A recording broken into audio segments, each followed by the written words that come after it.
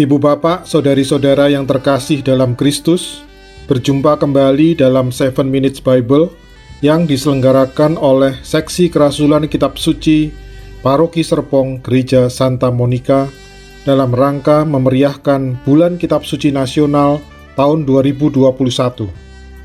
Hari ini, Jumat 3 September 2021, merupakan hari Jumat pertama di bulan September. Gereja juga merayakan peringatan Santo Gregorius Agung, seorang paus dan pujangga gereja. Bacaan Injil hari ini diambil dari Lukas pasal 5 ayat 33 sampai 39. Kisah diawali dengan pertanyaan orang Farisi kepada Yesus, mengapa murid-muridnya makan dan minum, sementara murid-murid Yohanes dan murid orang Farisi sering berpuasa dan sembahyang. Salah satu tips untuk memahami perikop dengan lebih baik adalah melihat kisah ini secara utuh. Mari kita lihat sejenak perikop sebelumnya. Di sana terdapat kisah tentang Lewi yang mengikuti Yesus dan kemudian mengadakan jamuan makan untuk Yesus.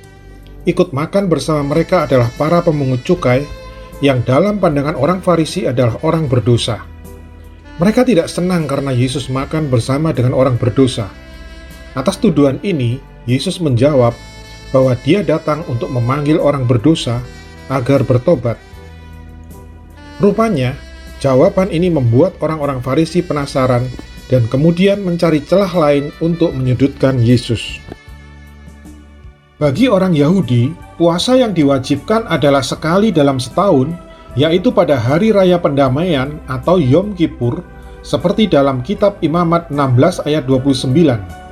Namun, orang Yahudi menambah hari-hari puasa selain dari yang diwajibkan. Puasa tambahan inilah yang mereka banding-bandingkan dengan para murid. Ibu bapak, hakikat puasa adalah merendahkan diri di hadapan Allah. Akan tetapi, dalam praktek, yang terjadi adalah sebaliknya.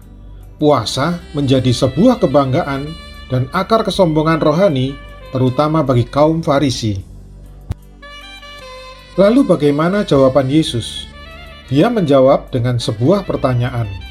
Dapatkah sahabat mempelai laki-laki disuruh berpuasa, sedang mempelai itu bersama mereka? Yesus mengidentifikasikan dirinya sebagai mempelai laki-laki. Ini merupakan lambang yang sangat bermakna bagi orang Yahudi, baik dari sudut Alkitabiah maupun budaya.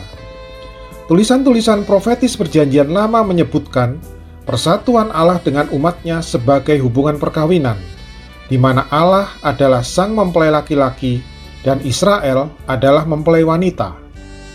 Budaya Yahudi sangat menghargai seorang mempelai laki-laki karena ia akan menjadi kepala rumah tangga yang juga berfungsi sebagai guru agama dalam keluarga. Yesus adalah mempelai laki-laki yang memainkan peranan, terutama sebagai seorang guru agama yang membawa sukacita kepada keluarganya, yaitu para murid. Jawaban Yesus ini mengandung dua pesan. Yang pertama, para murid kelak akan berpisah secara fisik dengan Yesus, seperti yang dikatakannya bahwa saat mempelai itu diambil dari mereka, saat itulah para murid berpuasa. Yang kedua, orang Farisi berpuasa karena mereka tidak memiliki mempelai laki-laki. Mereka tidak mau menerima Yesus sebagai Mesias yang dijanjikan.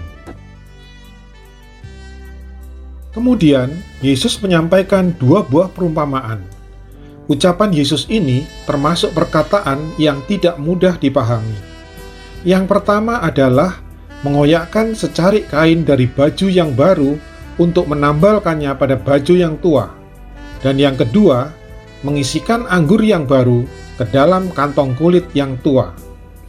Melalui dua perumpamaan ini, Yesus hendak menyampaikan bahwa pola hidup orang Farisi yang masih memegang adat istiadat lama tidak bisa menerima ajaran-ajaran Yesus. Seperti anggur baru yang karena sifatnya masih memuai, jika diisikan ke kantong kulit yang tua, maka kantong tersebut akan koyak. Ajaran Yesus tidak dapat dikungkung dalam pola pikir Yahudi lama, karena itu haruslah dibentuk pola pikir dan pola hidup yang baru.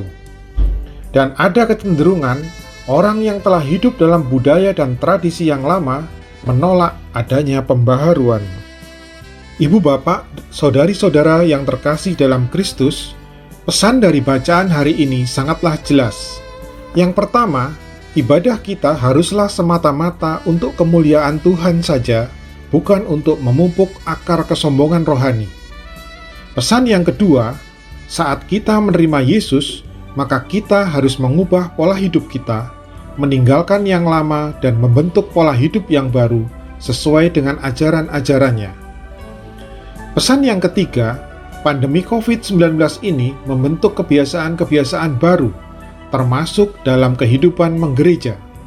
Misalnya, pengajaran-pengajaran kitab suci semakin banyak dan mudah diikuti karena diselenggarakan secara daring atau online. Sebagai umat, kita harus mampu menyesuaikan diri dengan kebiasaan-kebiasaan baru ini, termasuk pertemuan-pertemuan antar umat di lingkungan dan wilayah, dengan memanfaatkan teknologi. Pandemi bukanlah halangan untuk tetap menjalin komunikasi dan keakraban antar umat.